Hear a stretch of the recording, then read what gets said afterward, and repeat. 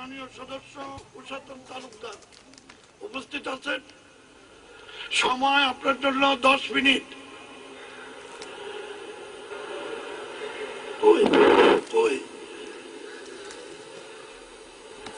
মাননীয় স্পিকার,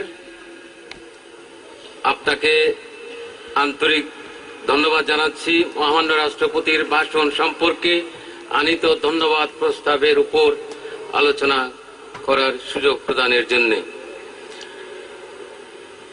মাননীয় স্পিকার, আমি এই আলোচনা পূর্বে আমি মহান মুক্তিযুদ্ধের এবং ভাষা আন্দোলনের বীর শহীদদের অমূল্য আত্মত্যাগের প্রতি গভীর শ্রদ্ধা জানাচ্ছি। সর্বকালের সর্বশ্রেষ্ঠ বাঙালি বঙ্গবন্ধু শেখ মুজিবুর রহমানকে শ্রদ্ধা ভরে স্মরণ করছি, যার নেতৃত্বে বাংলাদেশ স্বাধীন হয়েছে। আমরা লাল সবুজের পতাকা পেয়েছি এবং সেই সুবাদে এই মহান সংসদে দাঁড়িয়ে আজকে আমরা জনগণের সুখ দুঃখের কথা, সমস্যার সমাধানের জন্য এখানে আমরা দায়িত্ব পালন করতে আসতে পেরেছি। এছাড়া বাংলাদেশের প্রথম জাতীয় সংসদের সংসদ সদস্য ও পার্বত্য চট্টগ্রামের অবিসংবাদিত নেতা মানবেন্দ্র নারায়ণ লারমাকে স্মরণ করছি, যিনি এই মহান জাতীয় সংসদে দেশের খেটে খাওয়া গরিব দুঃখী মানুষের অধিকারের কথা তুলে ধরেছিলেন, যিনি সদ্য স্বাধীন বাংলাদেশকে নিয়ে তার স্বপ্ন ও গভীর ভাবনার কথা তুলে ধরেছিলেন। মাননীয় স্পিকার, মহামান্য রাষ্ট্রপতি মোহাম্মদ আব্দুল হামিদ আমাদের মহামান্য রাষ্ট্রপতি ওনার ভাষণে উনি আমাদের দেশের সার্বিক বিষয়ে উনি ওনার ভাষণ রেখেছেন। শিক্ষা, স্বাস্থ্য, কৃষি, অর্থনীতি, দেশের সার্বিক অবস্থা সব মিলিয়ে উনি ওনার ভাষণে বস্তুনিষ্ঠ ও জ্ঞানগর্ভ ভাষণ দিয়েছেন এবং ওনাকে আমি পার্বত্য চট্টগ্রাম চুক্তির বিষয়টি তুলে ধরার জন্য আমার নির্বাচনী এলাকা 7 পদজনপদ 299 পার্বত্য রাঙ্গামাটি এলাকাবাসীর পক্ষ থেকে ওনাকে আন্তরিক ধন্যবাদ এবং অভিনন্দন জানাচ্ছি। এবং এই পাশাপাশি আমার নির্বাচনী এলাকার জনগণকে, যারা আমাকে ওনাদের মূল্যবান ভোট প্রদান করে আমাকে এই মহান সংসদে এসে ওনাদের সুখ দুঃখের কথা, সমস্যার কথা তুলে ধরার জন্য, তথা বাংলাদেশে যাতে একটা গণতান্ত্রিক এবং অসাম্প্রদায়িক রাষ্ট্র সরকার গঠিত হতে পারে সেভাবে এখানে ওনাদের প্রতিনিধিত্ব করার জন্য আমাকে পাঠিয়েছেন, সেজন্য ওনাদের আমি আন্তরিক ধন্যবাদ জানাচ্ছি। মহামান্য রাষ্ট্রপতি পার্বত্য চুক্তিতে উল্লেখ করেছেন যে পার্বত্য চট্টগ্রাম চুক্তি স্বাক্ষরের পর এই অঞ্চলের শান্তি, স্থিতিশীলতা ও উন্নয়নের কার্যক্রম গ্রহণ করা হয়েছে এবং 3 পার্বত্য জেলা পরিষদে হস্তান্তর করা হয়েছে। মাননীয় স্পিকার, পার্বত্য চট্টগ্রাম চুক্তি মোতাবেক কিছু আইন প্রণীত হয়েছে, বিশেষ করে পার্বত্য চট্টগ্রাম আঞ্চলিক পরিষদ আইন, 3 পার্বত্য জেলা পরিষদ আইন প্রণীত হয়েছে। চুক্তি স্বাক্ষরের পর ভারত থেকে জম্মু শরণার্থীদের ফেরত আনা হয়েছে। পার্বত্য চট্টগ্রাম বিষয়ক মন্ত্রণালয় স্থাপিত হয়েছে।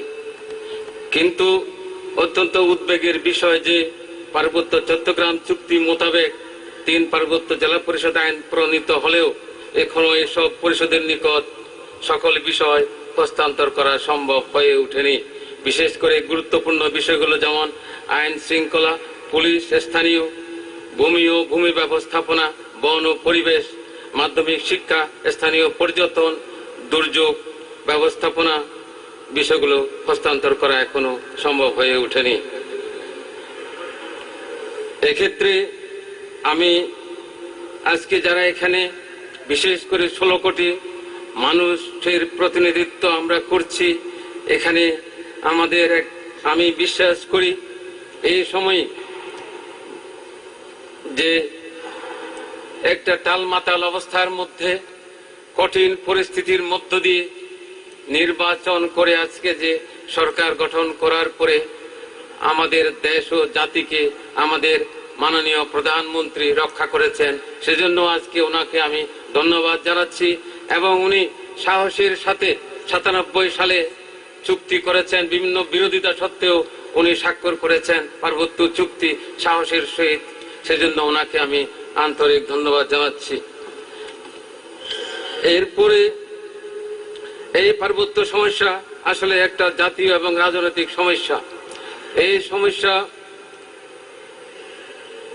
সমস্যার অন্যতম প্রধান দিক হচ্ছে পার্বত্য চট্টগ্রামের ভূমি সমস্যা। এই সমস্যা সমাধানের ক্ষেত্রে আমি আশা রাখব যে আমাদের এই সময়ে যে আমি মনে প্রাণে বিশ্বাস করি আমাদের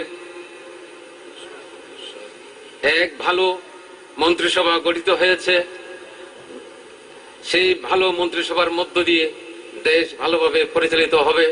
এবং বিশেষ করে কৃষি খাতে আমি আমাদের কৃষি ক্ষেত্রে মহামান্য রাষ্ট্রপতি উল্লেখ করেছেন যে কৃষি ক্ষেত্রে অনেক বৈপ্লবিক পরিবর্তন এসছে।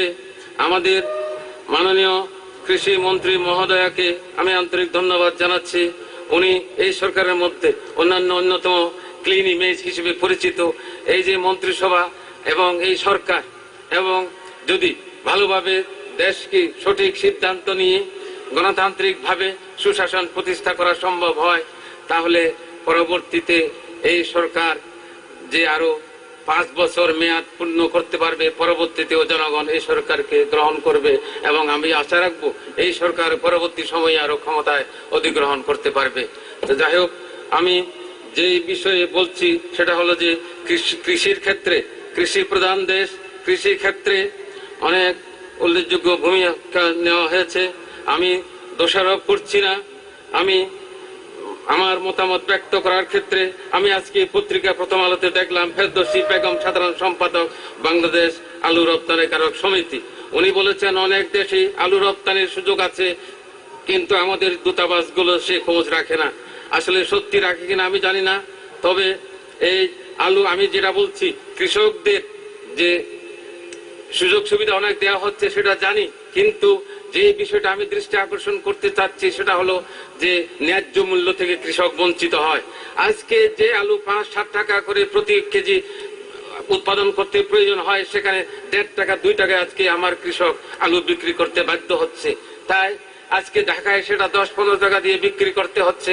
সেজন্য আমি যেটা প্রস্তাব রাখতে চাই সেটা হলো যে আমার এলাকায় আনারস পচে যায়, আমার এলাকায় কাঁঠাল পচে যায়, সেজন্য যাতে করে ব্যবস্থাপনা, পরিচালনা এবং সংরক্ষণ পরিকল্পনা যথাযথভাবে যাতে নেওয়া যায়, সেজন্য আমি দৃষ্টি আকর্ষণ করছি। আর শিল্প ক্ষেত্রে, শ্রমিকের ক্ষেত্রে যে শ্রমিক শৈল্পিক নবীনতায় আজকে আমাদের এই মহান সংসদকে নির্মাণ করেছেন, সেই শ্রমিকরা আমরা দেখেছি যে শ্রমিকদের মধ্যে